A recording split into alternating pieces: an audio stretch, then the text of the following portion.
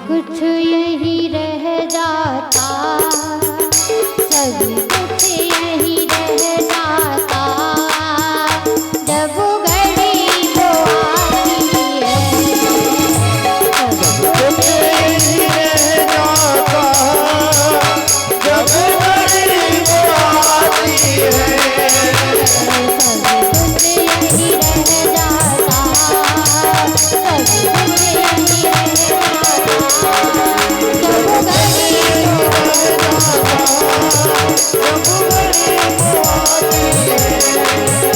घड़ी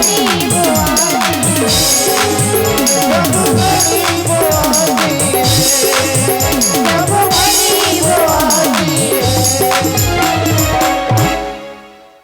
बोलिए वृंदावन बिहारी लाल की जय हो, सच्चे दरबार की जय हो। प्रेम से बोलो राधे राधे राधे राधे राधे राधे।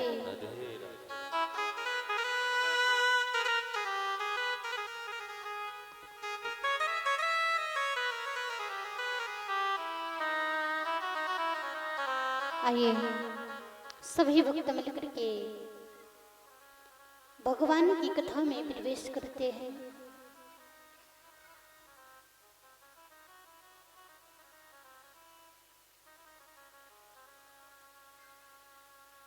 सुखदेव जी महाराज कहते हैं, राजन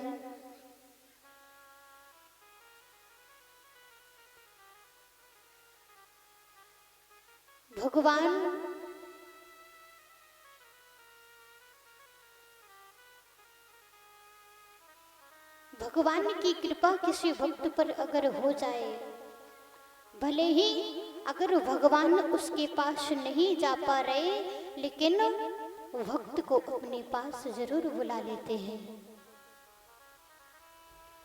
कहते हैं आज क्रूर जी महाराज भगवान को वृंदावन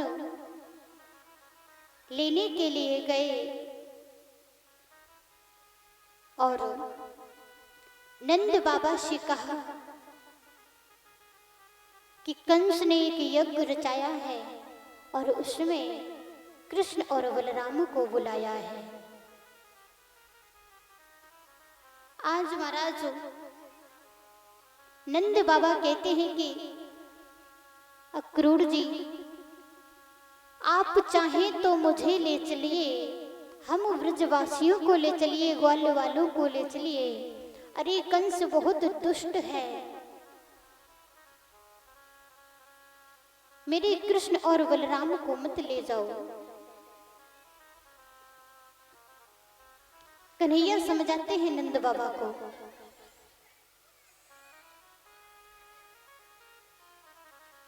कन्हैया कहते हैं, बाबा आप चिंता क्यों कर रहे हैं? अरे आपको तो सब पता है कि मैं इस पृथ्वी पर क्यों आया हूं। नंद बाबा को समझाया और जाकर के महाराज अक्रूर जी यशोदा के पास गए। जब यशोदा मैया के पास गए और यशोदा मैया को जब पता चला कि मेरे कृष्ण और बलराम को अक्रूर जी मथुरा ले जाने के लिए आए हैं, तो महाराज आज मैया अक्रूर जी से कहती है, चाहो तो मुझे ले चलो, यज्ञ रचाया है कंस ने, लेकिन कंस बहुत ही दुष्ट है।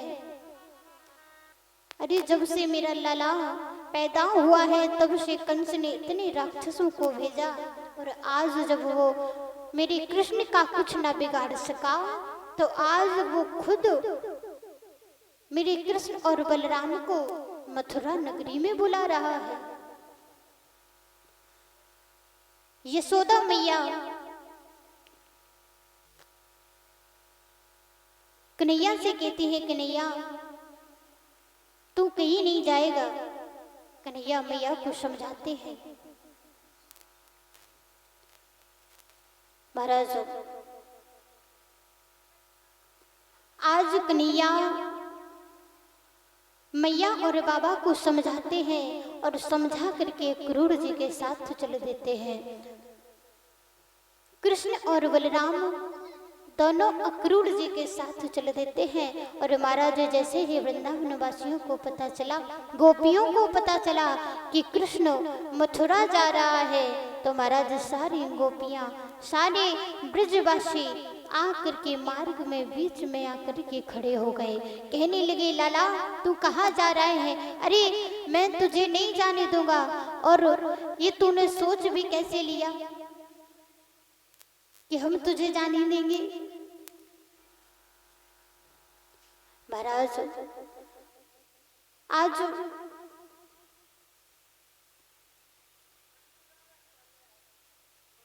भगवान कृष्ण गोपियों को समझाते हैं, लेकिन कोई नहीं मानता। आज महाराज ग्वाल वाले कहते हैं, अगर कन्हैया तू जा रहा है ना तो हम भी तेरे साथ चलेंगे। नंद बाबा कहते हैं, हम भी तेरे साथ चलेंगे। महाराज नंद बाबा और ग्वालों के साथ कृष्ण और बलराम जाने लगे। भगवान ने कहा कि आप लोग चिंता क्यों कर रहे हैं? अरे हम जल्द ही वापस आएंगे, जाएंगे, लेकिन आप जब याद करेंगे तभी हम लौट करके वापस आ जाएंगे। महाराज आज अक्रूर जी चलना प्रारंभ कर देते हैं।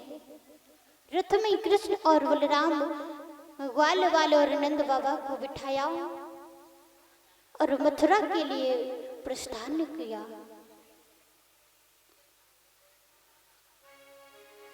आज कहते हैं प्रभु, जब कन्हैया जाने लगे तो सभी गोपियां यशोदा मैया बहुत जोर जोर से रोती है। कहते हैं, कन्हैया तुम हमें छोड़कर क्यों जा रहे हो? और महाराज कहते हैं गोपियां, गोपी मंडल रोकर बोला, गोपिका बिहारी कहाँ चले? यशोदा माता चीखने लगी, हे लाल हजारी कहाँ चले? सुख चिल्लाए चींची करके, हे सुखकारी तुम कहाँ चले? मैनाए बोली बार बार, हे बनवारी कहाँ चले? गोवर्धन से आवाज उठी, हे गिरधारी कहाँ चले?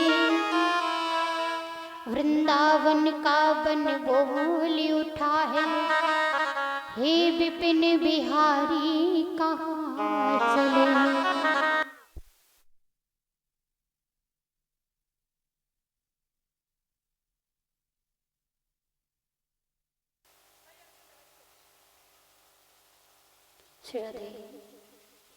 बोलिए वृंदावन बिहारी लाल की। प्रेम से बोलो राधे राधे राधे राधे। आज भगवान श्री कृष्ण कन्हैया ने अक्रूर जी को इशारा किया कि काका चलिए, और आज इधर अक्रूर जी ने रथ चला दिया। रथेन वायु वेगेन कालिंदी मध्यनाशिनी। रथ को जैसे ही चलाया, रथ यमुना के पास पहुंचा और जाकर के महाराज अक्रूर जी यमुना जी में स्नान करते हैं। आज भगवान ने अक्रूर जी पर कृपा की। अक्रूर जी को भगवान कृष्ण ने जल में ही स्नान करते समय भगवान ने दर्शन दिए। और अक्रूर जी भगवान की प्रार्थना करते हैं, ना हम भवितभ्याम रहता प्रवीक्षये मथुरां प्रभो त्योक्तुं नारसिंहमादनाथं भक्तं ते भक्तवत्सलः। प्रभु, आपको नगर के बाहर छोड़ मैं नगर में प्रवेश नहीं करूंगा। भगवान अक्रूर जी कहते हैं मैं आपको मथुरा नगरी के बाहर ही छोड़ दूंगा, मैं नगर में प्रवेश नहीं करूंगा। आज कन्हैया को मथुरा में छोड़ा और महाराज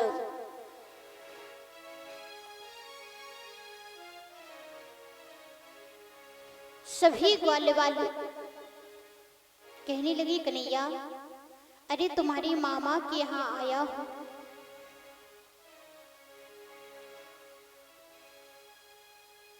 अगर तुम पहले बता देती कि यज्ञ रच रहा है तो कोई अच्छे अच्छे नए नए वस्त्र पहन करके आते। अरे जैसे खड़ी थे वैसे ही आ गए। महाराज कन्हैया बोले कोई बात नहीं, अरे मामा के यहाँ आए हैं, अगर मामा के यहाँ आए हैं तो जो भी पुरुष या महिला मिलेगी तो मामा या मामी ही होगी। चलो चल करके तुम्हारी व्यवस्था करते हैं। कन्हैया जाते हैं और जा करके महाराज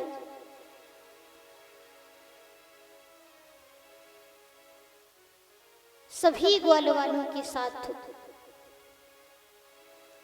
मथुरा नगर में गलियों में घूमते हुए कन्हैया जाते हैं और जाकर के सभी ग्वाल वालों के साथ बाबा के साथ सभी ग्वाल वालों को लेकर के जा करके महाराज सभी कन्हैया सभी को नए नए वस्त्र दिलवाते हैं। जा करके जहां पर भगवान कहते हैं आज हम मथुरा में आए हैं तो यहाँ पर भी तो हमारे भक्त हैं, अगर भक्त हैं तो उनका उद्धार तो करना ही होगा। तो महाराज जो कपड़े को धुलते हैं ना, क्या कहते हैं उन्हें, आप लोग जानते हैं, सभी जानते होंगे। कपड़ों को धोते हैं जो, कौन जानता है? आप लोगों में से कोई जानता है क्या कहते हैं? तो कपड़ों को धुलते हैं महाराज। आज कन्हैया धोबी का उद्धार करता है और कपड़ों को लेकर के महाराज जैसे ही ग्वाल वालों को पहनाए तो महाराज वो ढीले पड़ने लगे। अब जब ढीले पड़ने लगे तो महाराज सभी ग्वाल वाले कहने लगे ऐसा लग रहा है कि मांग कर पहने हो, मांगे हुए कपड़े पहने हो। कन्हैया कहते हैं कोई बात नहीं, इसकी भी व्यवस्था करेंगे। जाकर के महाराज दर्जी के पास पहुंचे। आज कन्हैया ने दर्जी पर कृपा की, सभी ग्वाल वालों के वस्त्रों को ठीक करवाया। अब महाराज सभी ग्वाल वाले कहने लगे कन्हैया ये सब तो तुमने करवा दिया, लेकिन एक कार्य और हो जाता तो बहुत अच्छा होता। बोले क्या? बोले कन्हैया अगर तिलक रख जाता, मस्तक सोना सोना लग रहा है, अगर तिलक रख जाए तो और अच्छा लगेगा। आज कन्हैया गलियों में जैसे ही जा ही रहे थे और जा करके महाराज आगे देखा तो एक 3 जगह से टेढ़ी एक स्त्री खड़ी हुई थी। अब महाराज जैसे ही देखा तो कन्हैया बोले अरे सुंदरी सुनती हो? जब सुंदरी कहा तो महाराज 3 जगह से टेढ़ी, वो कहां से सुंदर थी? जैसे ही सुना कि कोई हमसे सुंदरी कह रहा है तो मुड़ करके देखा, महाराज बोले कोई और किसी और से कह रहा होगा, हमसे नहीं कह रहा होगा। महाराज फिर से कृष्ण कन्हैया ने कहा अरे सुंदरी आपसे ही कह रहे हैं। जैसे ही सुना 3 जगह से टेढ़ी कुब्जा आज कन्हैया कहते हैं, क्या आप हम सभी ग्वाले वालों को तिलक रखोगे? जो तुम्हारे हाथ में चंदन की कटोरी है। कुब्जा कहती है, नहीं, मैं आपको तिलक नहीं रख सकती। बोले क्यों? बोले मैं राजा कंस को केवल तिलक रखती हूँ। कन्हैया बोले मैं उनका भांजा हूँ, वो मेरे मामा है। जब इतना कहा तो महाराज 3 जगह से टेढ़ी जो कुब्जा थी उसने सभी ग्वाल वालों को, कृष्ण को, कन्हैया को, सबको तिलक रखा। और जैसे ही कन्हैया को तिलक रखा, कन्हैया ने अपने पैर का अंगूठा कुब्जा के पैर के अंगूठे पर रखा और महाराज जैसे ही पकड़ा और जैसे ही एक बार झटका मारा महाराज, तो 3 जगह से जो टेढ़ी कुब्जा थी एक सुंदर देवी के रूप में, सुंदर देवी बन गई, जैसे कोई स्वर्ग से अप्सरा आ गई हो। कन्हैया ने इधर कुब्जा पर कृपा की। महाराज अब कन्हैया, कृष्ण और बलराम सोचने लगे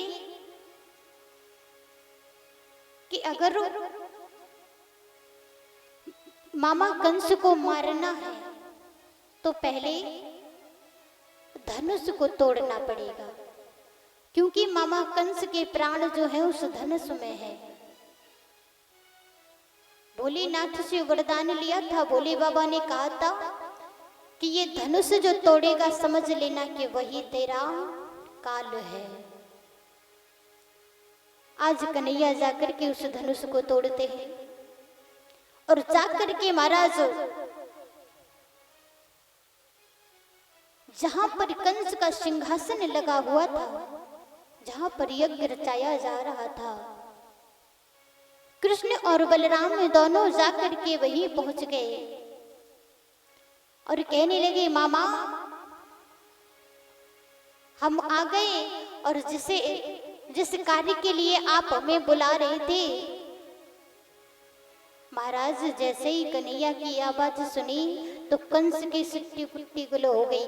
महाराज जैसे ही सुना कि कृष्ण आ गया, अरे इतने राक्षसों ने जिसे नहीं मार पाया उसे मैं कैसे मारूंगा। कुछ समय के लिए कंस डर गया, भयभीत तो हो गया। महाराज आज कन्हैया ने और बलराम ने मिलकर के कंस के जितने दास थे, जितने योद्धा थे, सभी से युद्ध किया, सभी को परास्त कर दिया। अब आखिर में बारी आई कंस की। कंस को क्रोध आ गया, बोला अरे कृष्ण बहुत हो गया, अब मैं तुझे नहीं छोड़ूंगा। बहुत दिन हो गए तुझे बार बार किसी न किसी राक्षस को भेजते हुए, आज मैं तुझे अपने हाथों से मारूंगा। आज महाराज कंस के साथ कन्हैया का युद्ध हुआ और जब कंस के साथ युद्ध होने लगा तो महाराज आज कन्हैया जाकर के जिस सिंहासन पर कंस विराजमान था, जा करके उसी सिंहासन पर से कंस को पकड़ करके खींच करके नीचे पटक दिया।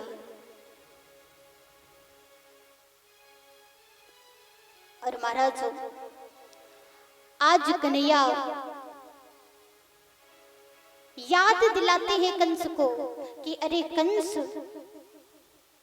तूने कितने पाप किए हैं। सबसे पहले तूने मेरी माँ के बाल पकड़े, उन्हें तलवार से मारने की कोशिश की। कितने संत महात्मा मुनियों को तूने परेशान किया, यज्ञ विध्वंस किए, भक्तों को परेशान किया। आज तेरा काल बनकर के मैं आया हूं। महाराज और कन्हैया ने कंस को जैसे ही पटका और जैसे ही कन्हैया ने मुटका मारी और एक ही वार में कंस के प्राण निकल गए। बोली कृष्ण कन्हैया लाल की। आज कन्हैया ने कंस का उद्धार किया। और महाराज कहते हैं भगवान जब भक्तों पर संकट आता है, धर्म पर जब संकट आता है तो भगवान प्रकट होते हैं। कन्हैया अपनी मां देवकी और वसुदेव के पास गए।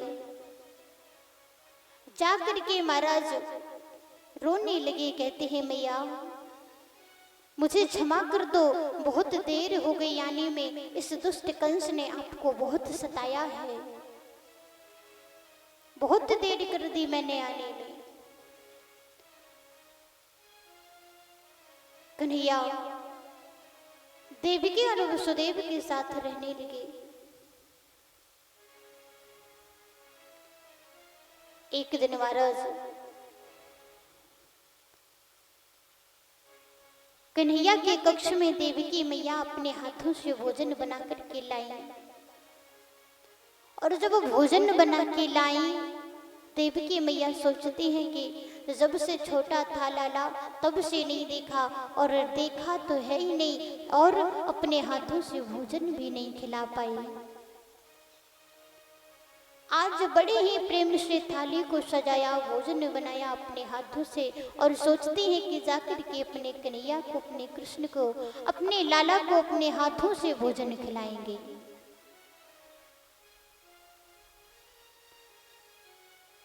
आज ले जाकर के कन्हैया के कक्ष में पहुंची। पहुंच करके महाराज देखा तो कन्हैया रो रहे थे, रुदन कर रहे थे। क्यों? क्योंकि कन्हैया को आज ब्रजमंडल की, वृंदावन की सखियों की, मैया की, यशोदा मैया की, नंद बाबा की, सबकी याद आ रही थी।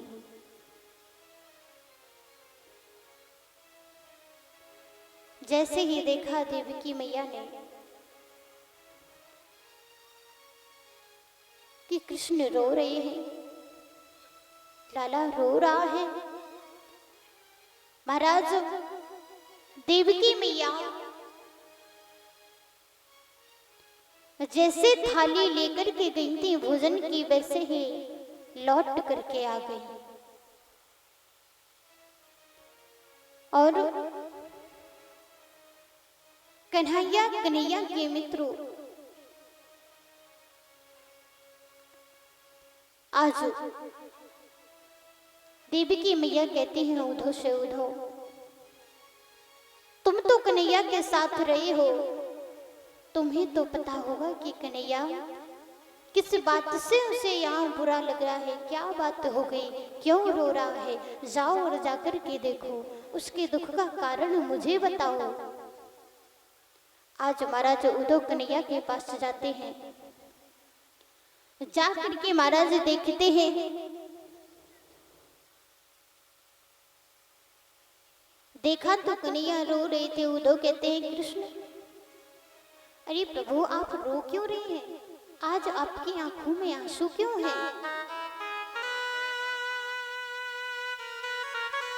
कन्हैया कहते हैं उधो, आज मुझे अपनी यशोदा मैया और नंद बाबा की याद आ रही है, बहुत याद सता रही है, गोपियों की याद आ रही है। आज मुझे पूरी ब्रजमंडल की याद सता रही है।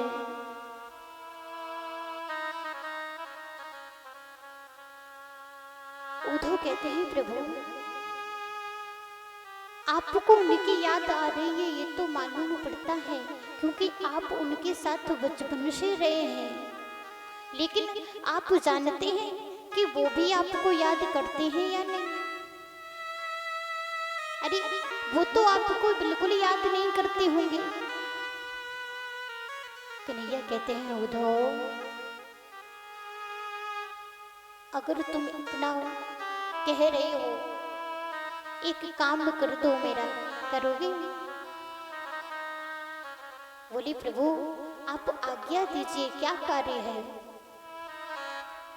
उद्धव को महाराज कहते हैं जाओ, जा करके ब्रजमंडल में और मेरा ये पत्र सखियों को, मैया यशोदा को, सभी वृंदावन वासियों को देना।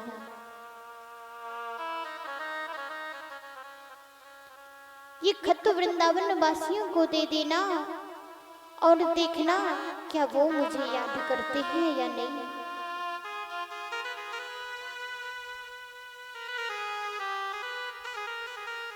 महाराज आज उद्धव व्रजमंडल के लिए प्रस्थान किए। जैसे ही प्रस्थान किए महाराज,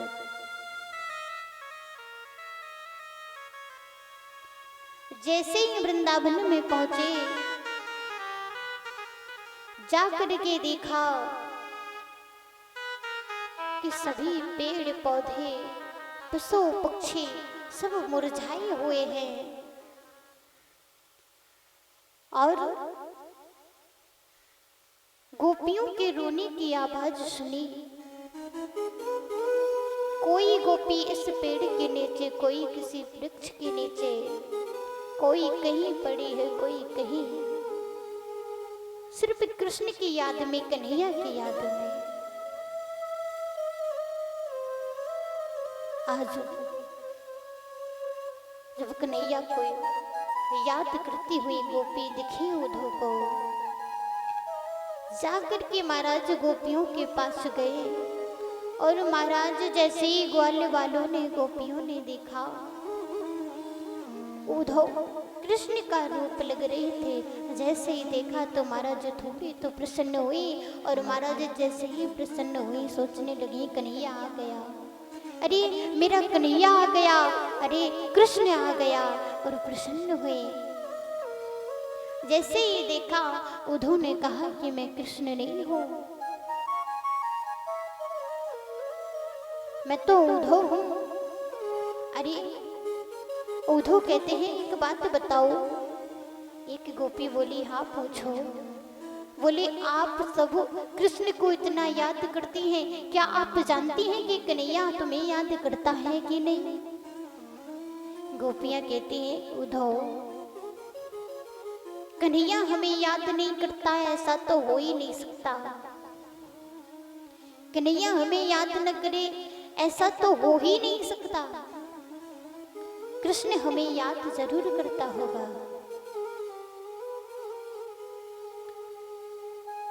उद्धव कहते हैं एक बात बताओ, क्या तुम इतना प्रेम करती हो कन्हैया से। बोले हाँ। अरे उद्धव तुम क्या जानो प्रेम की भाषा।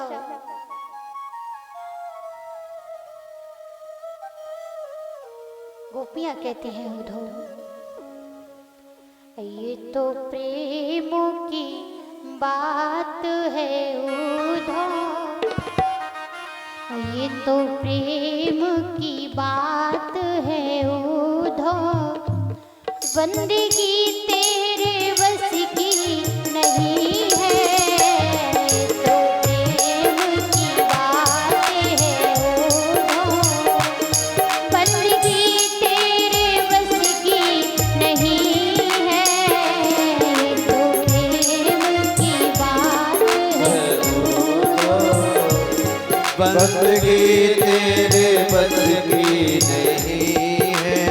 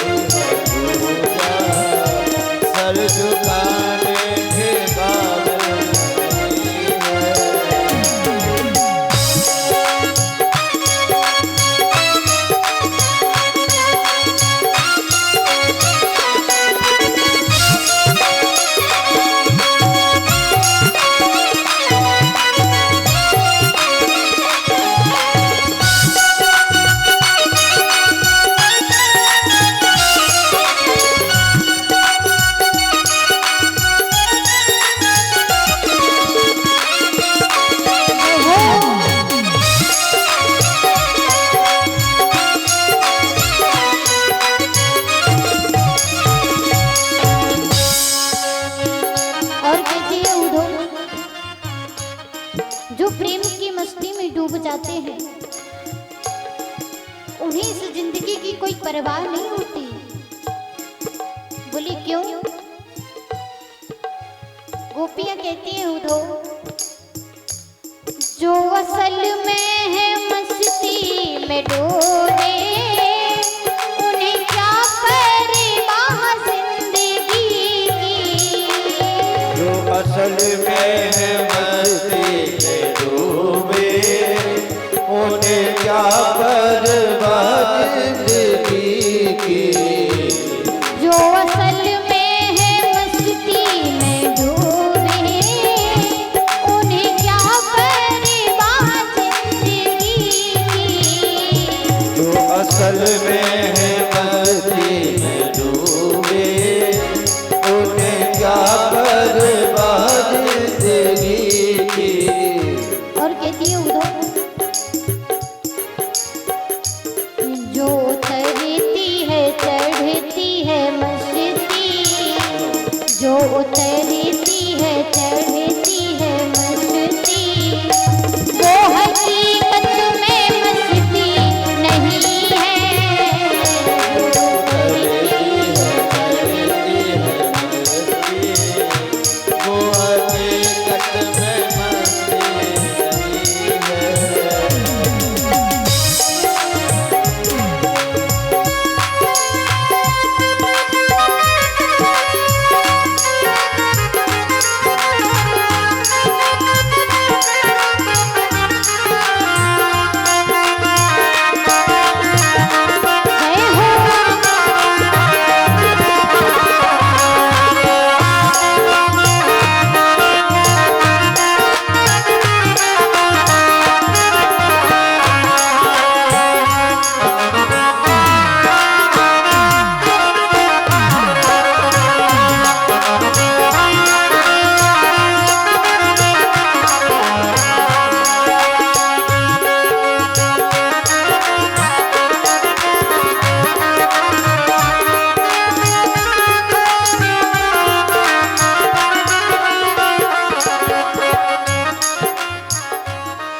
और कहती है उधो, जिसकी नजरों में मोहन समाए, वो तो रहते हैं जग से निराले। नजरों में मोहन समाए, वो तो रहते हैं जग से वीराने। जिसकी नजरों में है श्याम प्यारे, वो तो रहते हैं जग से निराले। नजरों में है श्याम प्यारे, वो तो रहते हैं जग से निराले। और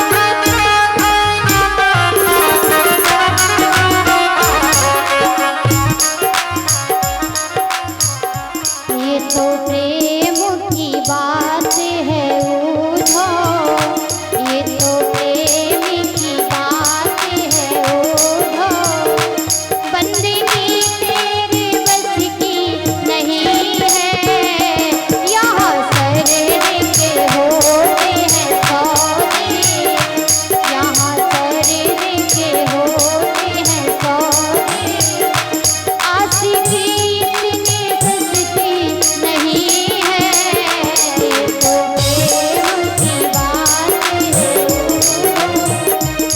बंदगी तेरे बस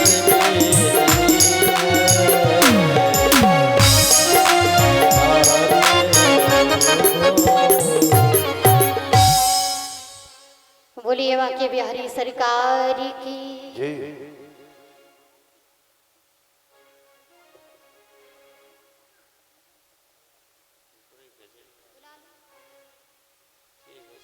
श्री राधे। बोलिए वृंदावन बिहारी लाल की। जी। प्रेम से बोलो राधे राधे राधे राधे। और आज उद्धव गोपियों की बात सुनकर के उद्धव के आंखों में आंसू आ गए और रोने लगे। महाराज आज जैसे यशोदा मैया के पास उद्धव पहुंचे तो महाराज जैसे ही महाराज उद्धव यशोदा मैया के पास पहुंचे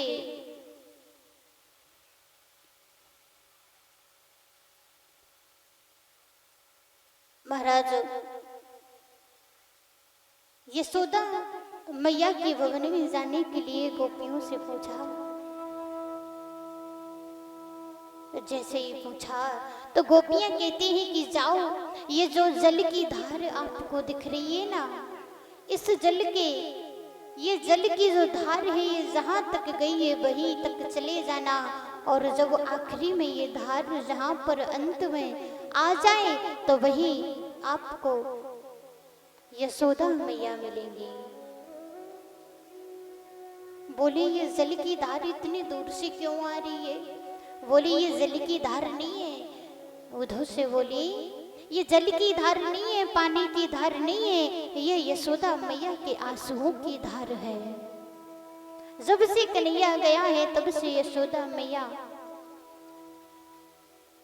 ना कुछ खाती है ना पीती है, और तब से उनकी हालत केवल कृष्ण को, कन्हैया को याद करती रहती है। आज उद्धव यशोदा मैया के भवन में पहुंचे, जाकर के नंद बाबा और यशोदा मैया से मिले। आज उद्धव के आंख से आंसू रुक नहीं पाए। मन में सोचते हैं उद्धव के कन्हैया, अरे इतने प्रेम करने वाले माता पिता और इतनी प्रेम करने वाली गोपियाएं, सभी व्रजमंडल वासी, कन्हैया ये तुमने अच्छा नहीं किया इनको छोड़ करके, सोचते हैं मन में।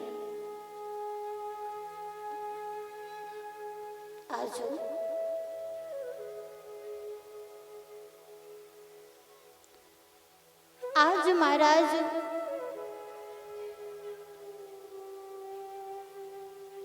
उद्धव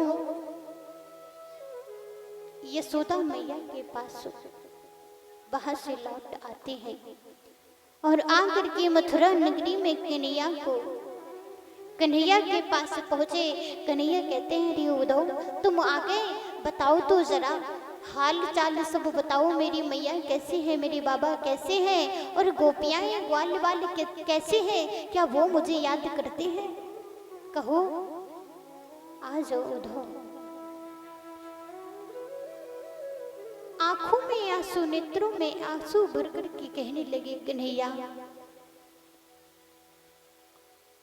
अरे इतने प्रेम करने वाले माता पिता तो बड़े भाग्य से मिलते हैं।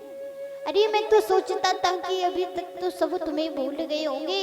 अरे कन्हैया, जितना तुम उन्हें याद नहीं करते वो तो तुम्हें उससे कई ज्यादा गुना याद करते हैं, बहुत याद करते हैं।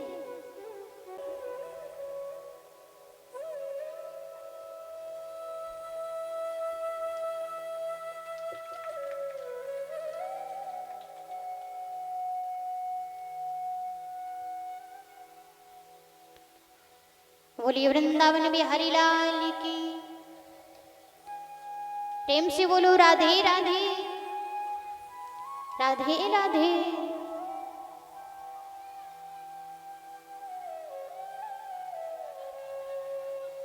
मैया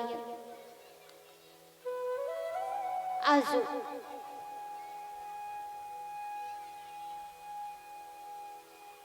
जैसे ही उन्होंने सारी बात बताई, कन्हैया दुखी होकर के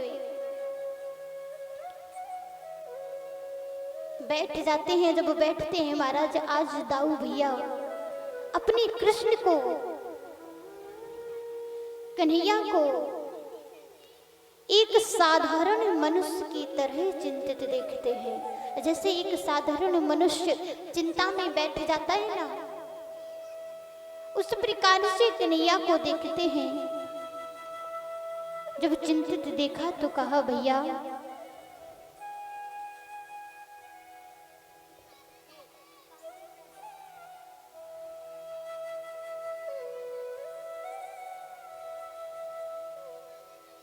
बोलिए वृंदावन बिहारी लाल की।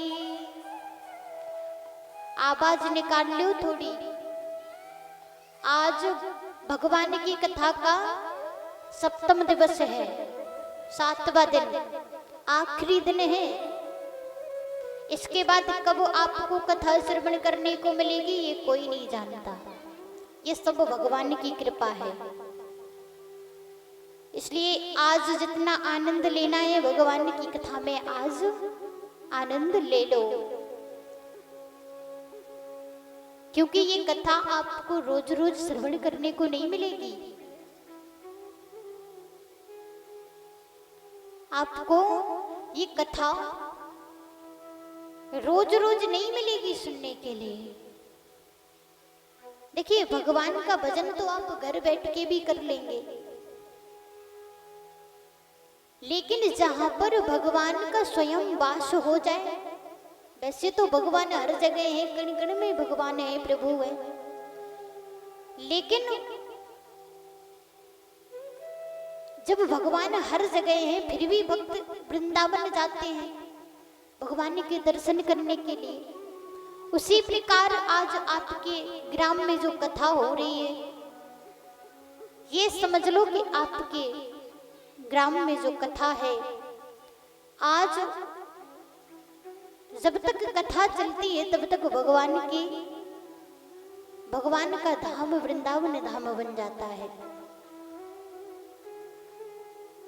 वैसे तो हर जगह भगवान रहते हैं, लेकिन फिर भी हम सभी तीर्थों पर जाते हैं भगवान के, वृंदावन जाते हैं, मथुरा जाते हैं भगवान के दर्शन के लिए। लेकिन आजकल के मनुष्यों को काम से फुर्सत ही नहीं है ना। इतना काम कर करके, इतनी कमाई कमा करके सिर्फ केवल कहते हैं ये मेरा मेरा, ये घर मेरा है, ये मकान मेरा है, ये वस्तु मेरी है, ये चीज मेरी है। अरे मेरी मेरी करके मेरा कुछ नहीं है। मेरा मेरा करके जिस दिन भगवान के पास चले जाओगे उस दिन फिर क्या रह जाएगा? कुछ लेकर के जाओगे? ये मकान उठा करके ले जाना, साथ में ले जाओगे, पैसा होगा वो ले जाओगे, नहीं ले जा पाओगे। क्यों? क्योंकि संसार में व्यक्तियों को कितना ही क्यों ना समझाओ, जो समझने वाला होगा वो इशारे में ही समझ जाता है, और जो नहीं समझने वाला होता है, मूर्ख होता है, उसे कितना ही समझा दो उसके दिमाग में वो बात नहीं होती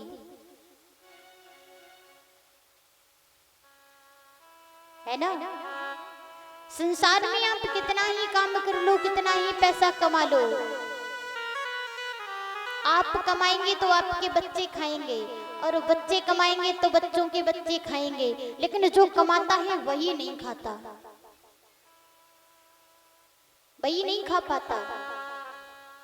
इसलिए कहते हैं अगर थोड़ा सा भी समय मिले तो भगवान का भजन कर लो। बड़ा ही सुंदर लिखा है किसी ने,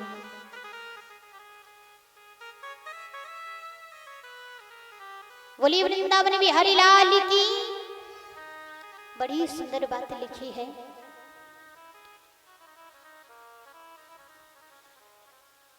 काम लगो रहे जीवन भर, अरे काम लगो रहे जीवन भर, फुर्सत को बहु न राने, अरे फुर्सत को बहु न राने, और हरि तनक भजन कर ले ओ हरि को पतो न कब मर जाने, तनक भजन कर ले ओ हरि को पतो न कब मर जाने।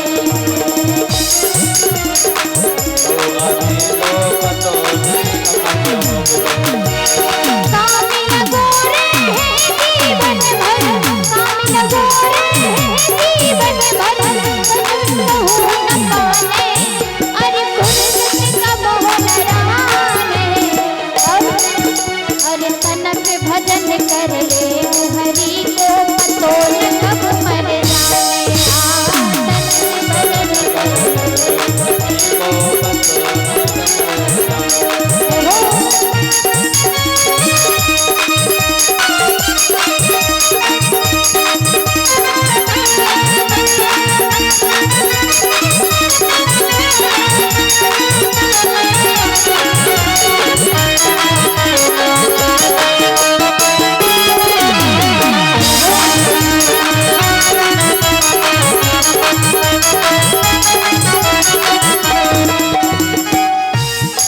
और आए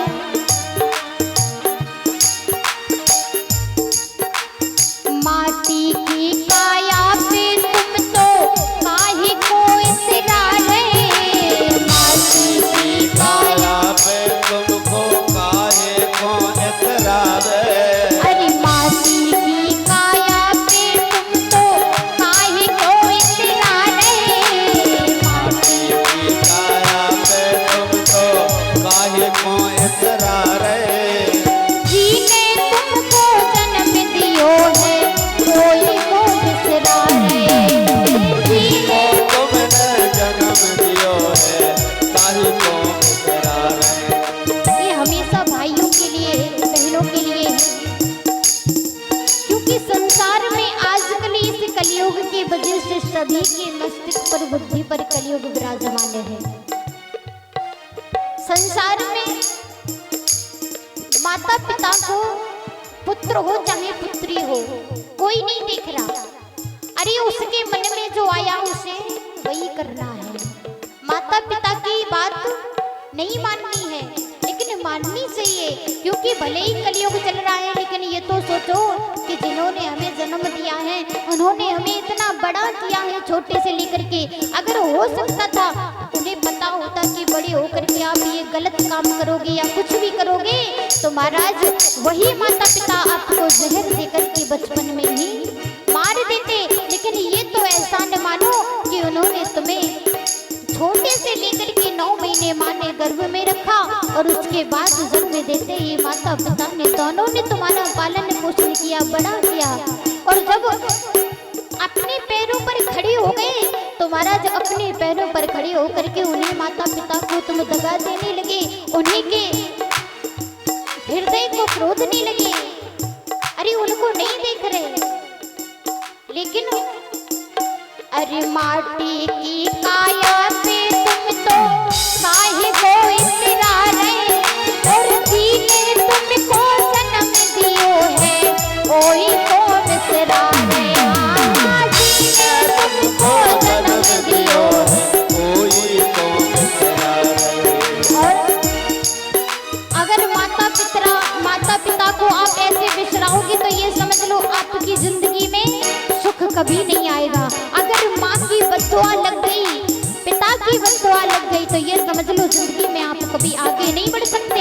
इसलिए ये मेरा हमारी बहनों से और हमारे भैया लोगों से कहना है, हरि भजन बिन रग सागर से, हरि भजन बिन लगता अरे हरि भजन बिन जग सागर से, भवसागर से तुमको ना तर माने, तुमको ना तर माने, तन भजन कर ले ओ हरि को, पतो न कब कर जाए। तन भजन कर ले ओ हरि को, पतो न कब कर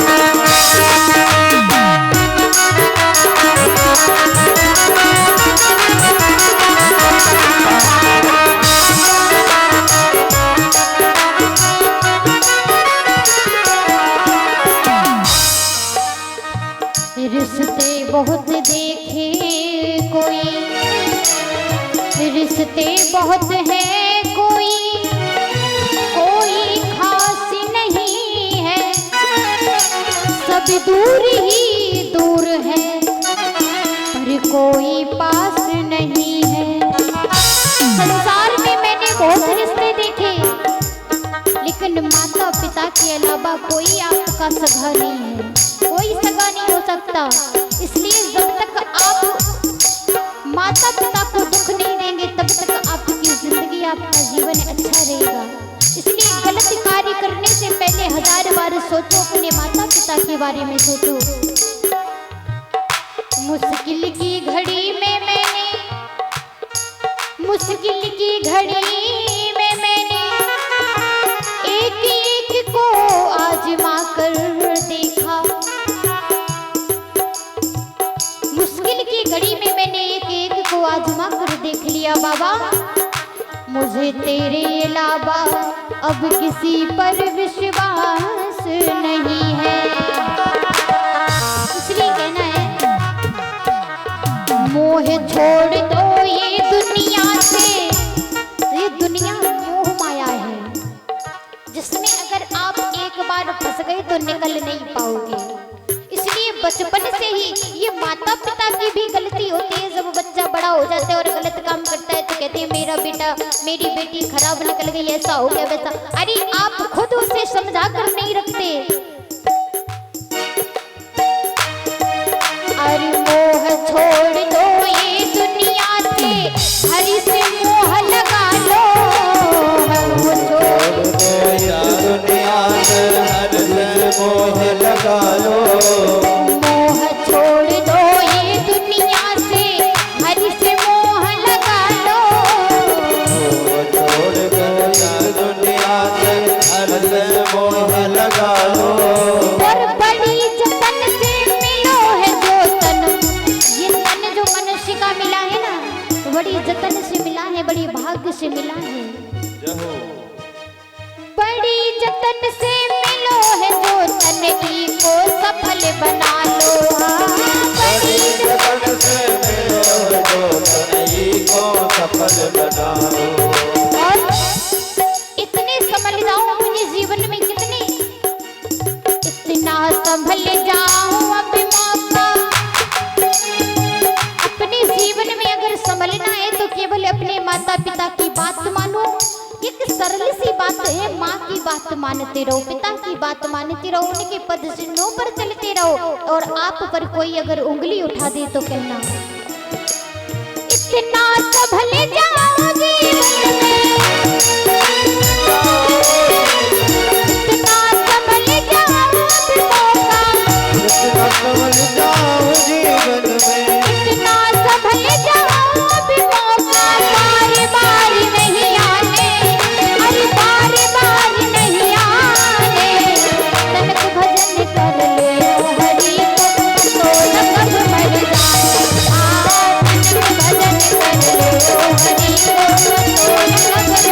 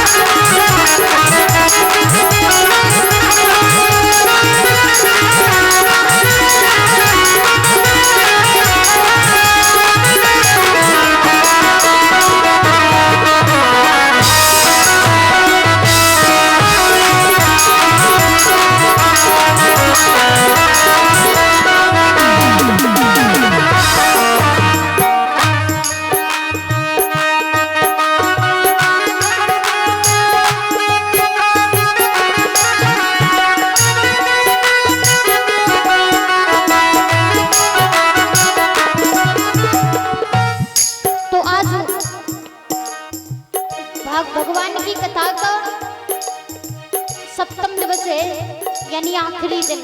आप लोगों में से बताइए कौन कौन इस आदेश को, कौन कौन भगवान के चरणों में अपने मन को लगाएगा, और कौन कौन ऐसा नहीं कहते। कोई भी वक्ता हो या कोई भी भजन करता हो, कोई ये नहीं कहता आपसे कि आप काम छोड़ दो और भगवान का भजन करने लगो। अरे काम भी करते जाओ, लेकिन जब काम कर रहे हो तो साथ साथ भजन भी करते जाओ। तो कौन कौन करेगा भजन? कोई नहीं। अरे भजन की बात आए तो पहले हाथ ऊंचे होने चाहिए, कहने की जरूरत नहीं पड़ती।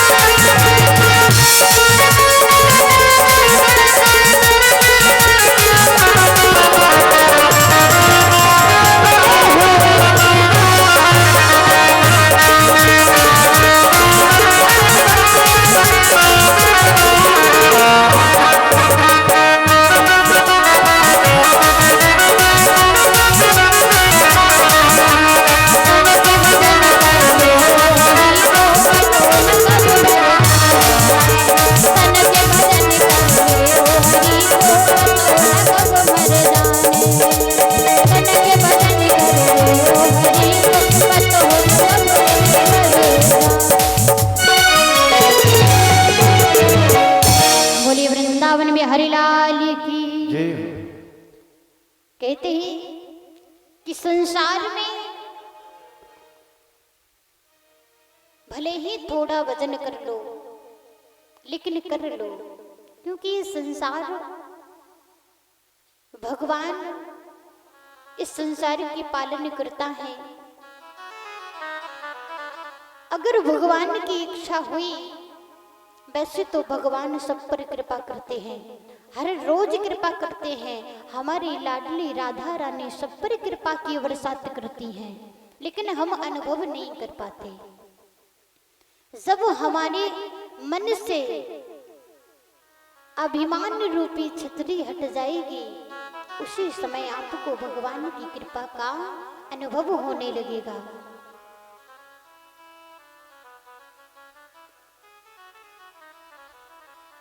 सुखदेव जी महाराज राजा परीक्षित से कहते हैं, राजन, भगवान श्री कृष्ण भैया दाऊ से कहते हैं, दाऊ,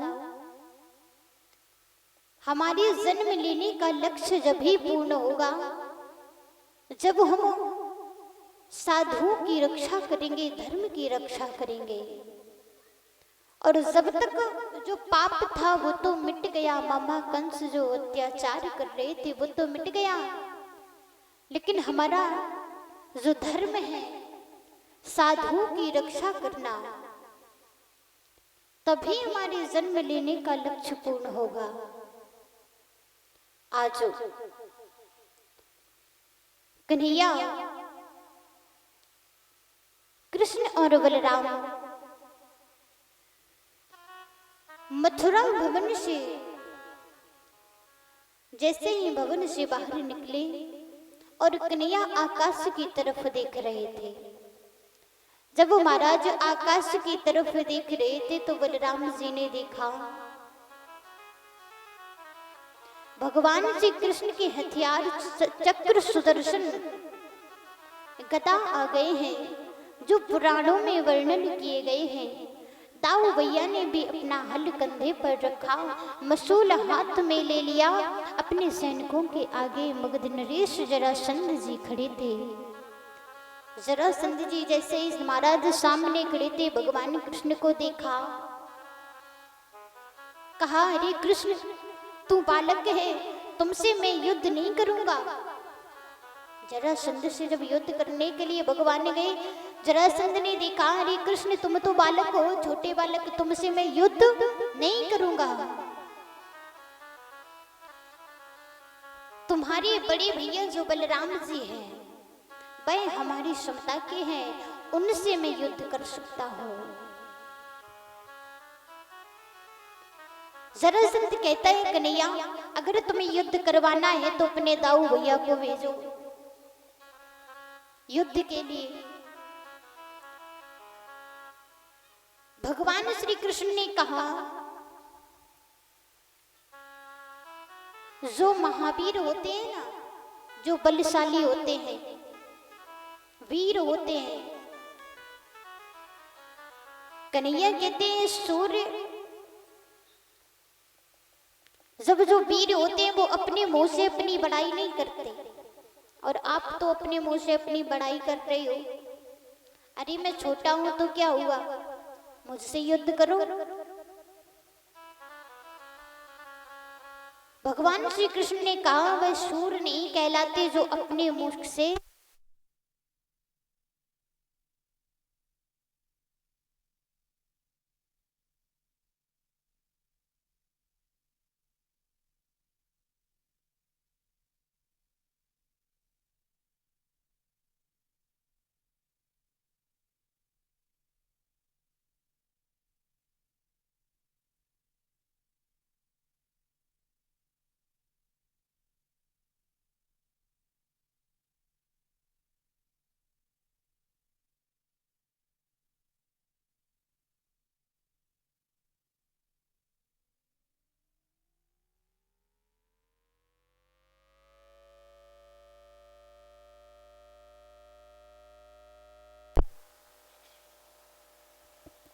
श्री राधे, जय श्री राधे श्याम।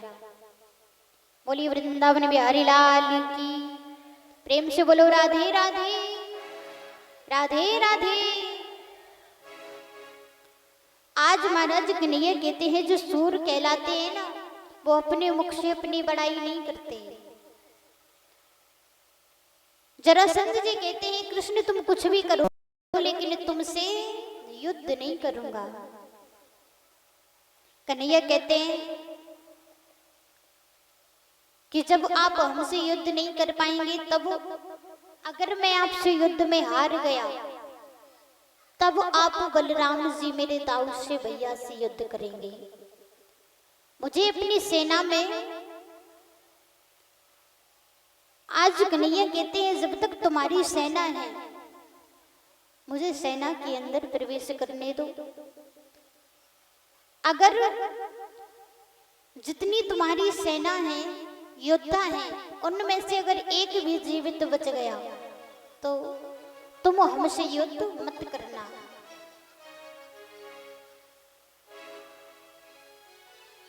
आज श्री कृष्ण और बलराम जरासंध की जितनी सेना थी सभी का संहार कर दिया। महाराज इस प्रकार मगध नरेश जरासंध जी ने मथुरा पर 17 बार आक्रमण किया। 17 बार आक्रमण किया।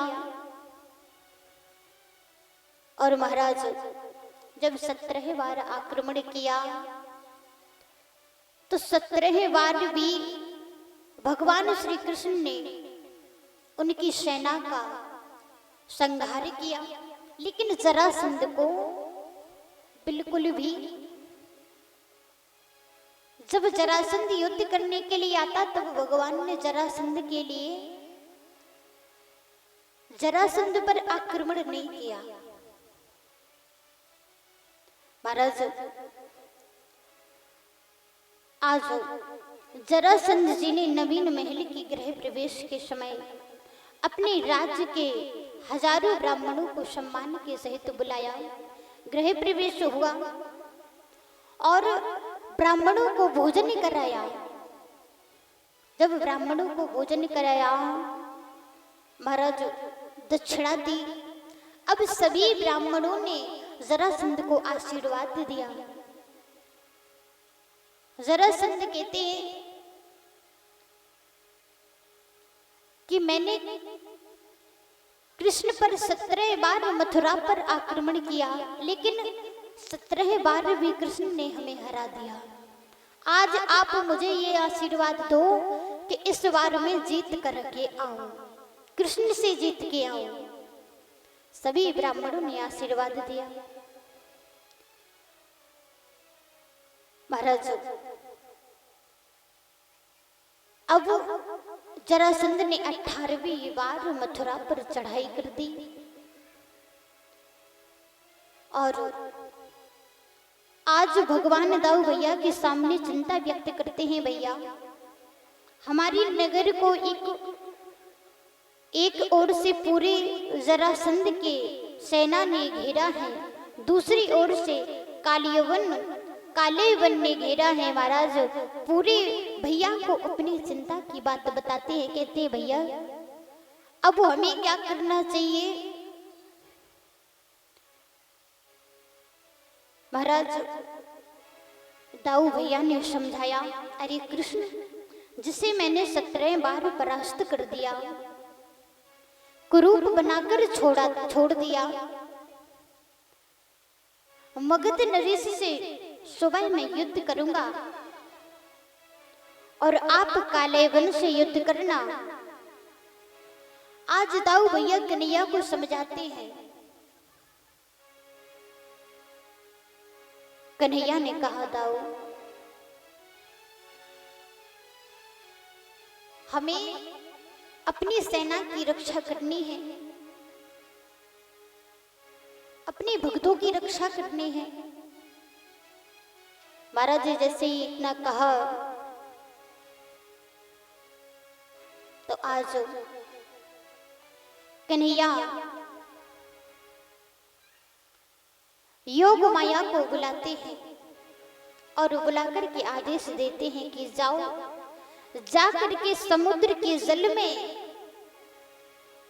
एक 12 योजन लंबा और 12 योजन चौड़ा समुद्र के जल में 48 कोस लंबा महल नगर का निर्माण करो।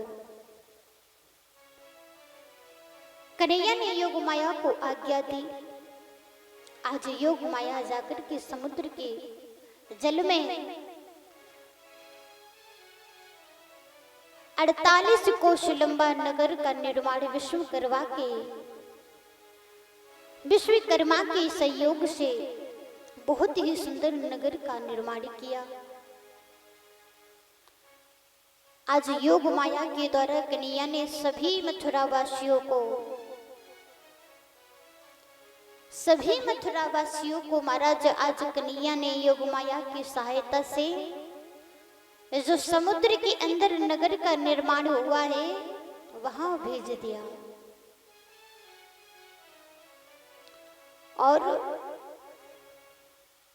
आज कन्हैया ने जरासंध से युद्ध किया। कन्हैया बोले दाऊ क्या कर रहे? दाऊ बोले अरे प्रभु आप हमसे क्यों पूछ रहे हो? अच्छा आप लोगों को क्या पता है कि दाऊ भैया जो कृष्ण से बड़े हैं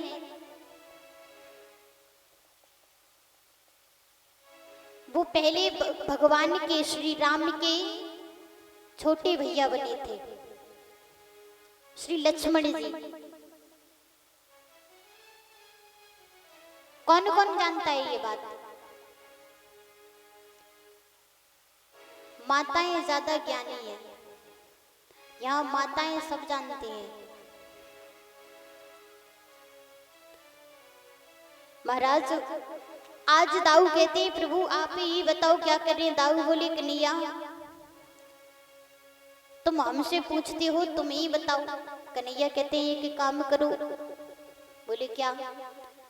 बोले हमारी सेना हमारे नगर के वासी मथुरा वासी तो सुरक्षित पहुंच ही गए हैं नगर में, हम भी चलते हैं। बोले इनका क्या होगा? बोले कुछ नहीं। बोले कन्हैया बोले एक बात बताओ दाऊ। बोले क्या? बोले जब वृंदावन में चोरी करते थे तो माखन चोर बजने लगे कि ये माखन चोर है ना। अब जब माखन चोर बजने लगे एक काम करो युद्ध से भाग जाते हैं, युद्ध नहीं करना।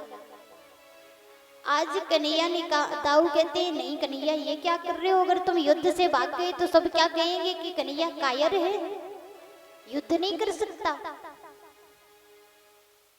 जरासंध से हार गए, मगध नरेश से हार गए। कन्हैया बोले कोई बात नहीं, माखन चोर तो कहने ही लगे सब। अब अगर रण छोड़ दिया तो रण छोड़ बजने लगेंगे और क्या होगा? कुछ नहीं होगा। तभी से कन्हैया ने जब रण छोड़ा, युद्ध नहीं किया, तब से भगवान का एक नाम और पड़ा, रण छोड़ महाराज। रण छोड़ भगवान। बोलिए रण छोड़ भगवान की। कन्हैया जो समुद्र नगरी में, समुद्र में जो नगर बसाया था योगमाया ने विश्वकर्मा के द्वारा, कन्हैया जाकर के उस नगरी में रहने लगे। उस नगरी का क्या नाम था? कौन कौन जानता है? हाथ उठाओ। देखिए इधर माताएं सब जानती हैं। अच्छा समुद्र मंथन में जिस नगरी का निर्माण हुआ उसे कोई नहीं जानता? हमारे दादाजी आप लोग जानते होंगे, जानते हैं ना।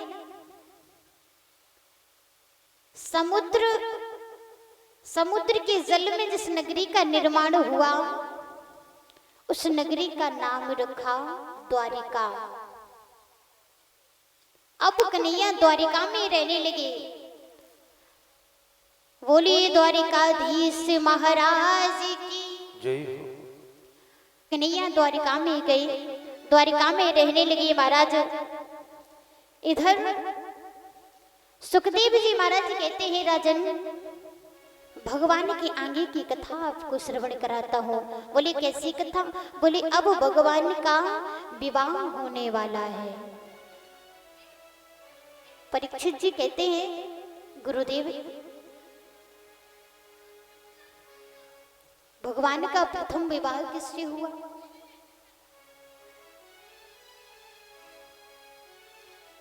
परीक्षित जी कहते हैं और उनके बड़े भैया जो बलराम थे उनका विवाह किससे हुआ?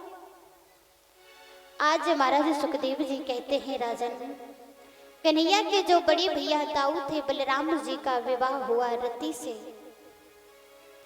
और महाराज आज कन्हैया का विवाह है।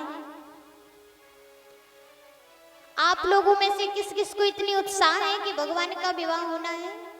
कौन कौन खुश है? सभी खुश हैं। महाराज सुखदेव जी महाराज राजा परीक्षित से कहते हैं राजन, आज भगवान श्री कृष्ण द्वारिका में वास करने लगे।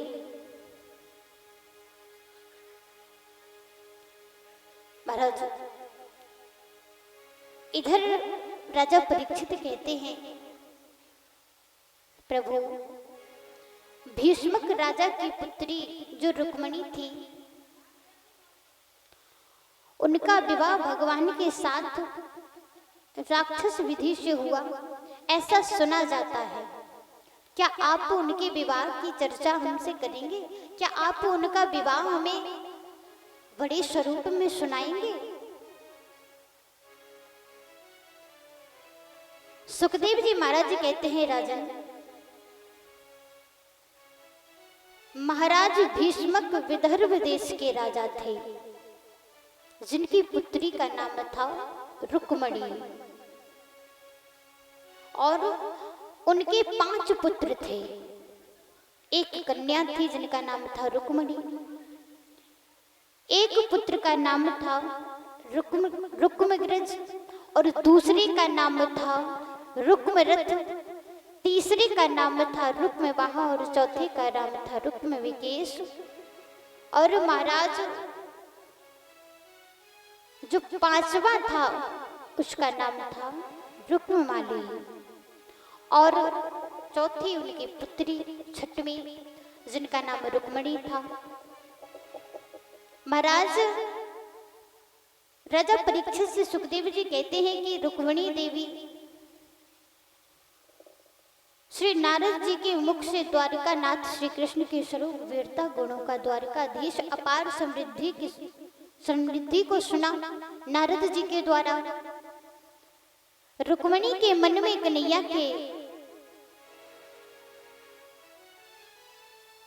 के साथ विवाह करने का उत्साह जागा। और महाराज इधर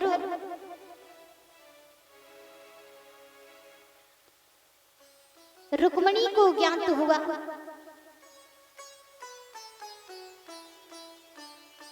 कि महाराज मेरे भैया रुक्मी ने शिशुपाल के साथ मेरा विवाह तय कर दिया है। रुक्मणी जी को जैसे ही पता चला तो महाराज एक ब्राह्मण को बुलाया और रोकर के कहा, रुक्मणी जी ने, तुझ देवी तुम्हारी बेटी हूँ, ध्वज देवी तुम्हारी बेटी हूँ, मेरा सतीत्व रख लीजिएगा। ईश्वर ने तन वर दिया मुझे, अब आप कृष्ण वर दीजिएगा। ईश्वर ने तन वर दिया मुझे, अब आप कृष्ण वर दीजिएगा।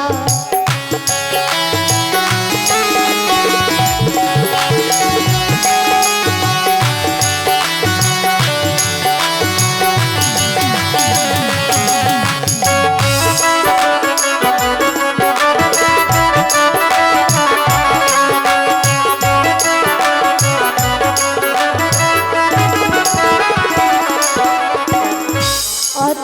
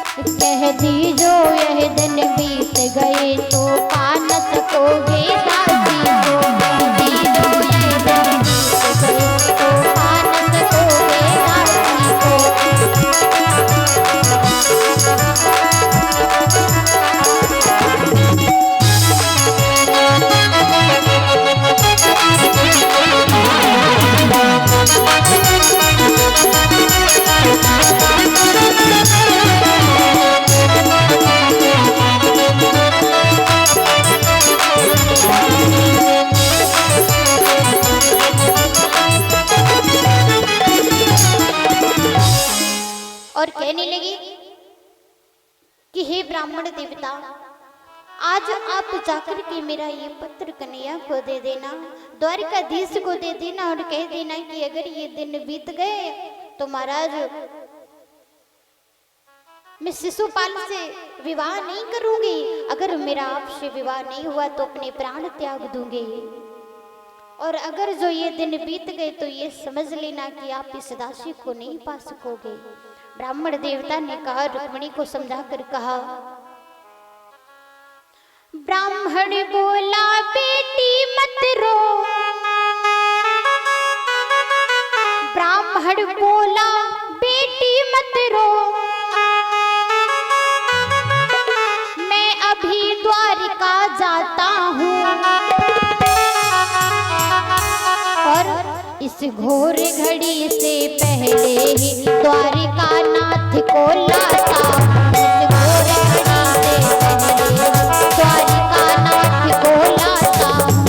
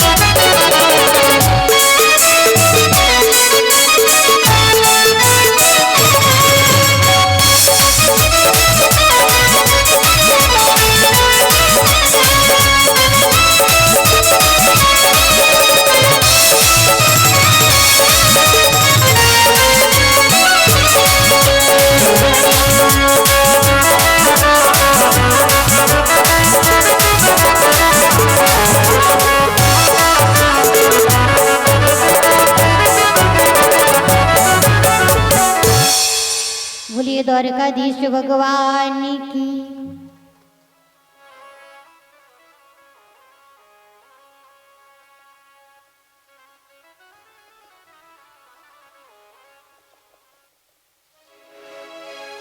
प्रेम से बोलो राधे राधे।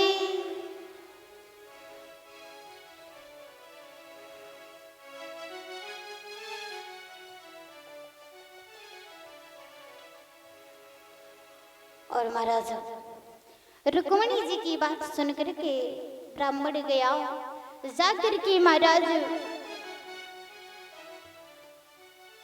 द्वारिका नगरी में पहुंचे और जाकर के कन्हैया को, कृष्ण को वो पत्रिका सुनाई। महाराज लेकिन ब्राह्मण पहुंचे कैसे? ब्राह्मण जैसे ही जा ही रहे थे और चलते चलते उनको एक पेड़ के नीचे छाया तले बैठ करके नींद आ गई। जब नींद आई तो कन्हैया सोचने लगे, अरे ब्राह्मण देवता, जब तक तुम आओगे तब तक तो रुक्मिणी का विवाह शिशुपाल के साथ हो जाएगा। कन्हैया ने अपनी माया से उस ब्राह्मण को द्वारिका नगरी में बुलाया। जाकर के महाराज पहुंचे, दाऊ भैया ने स्वागत किया, कन्हैया को पत्रिका बांध करके सुनाई। और कन्हैया कहते हैं, भैया मैं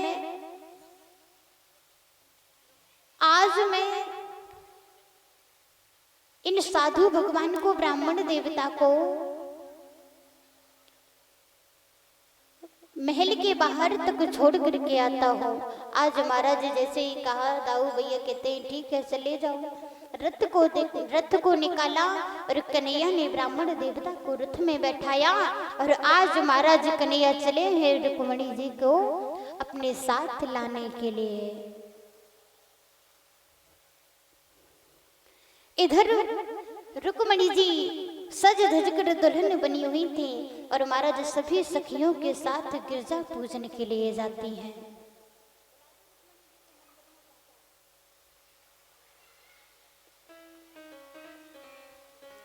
आज रुक्मणी जी आती हैं सखियों के साथ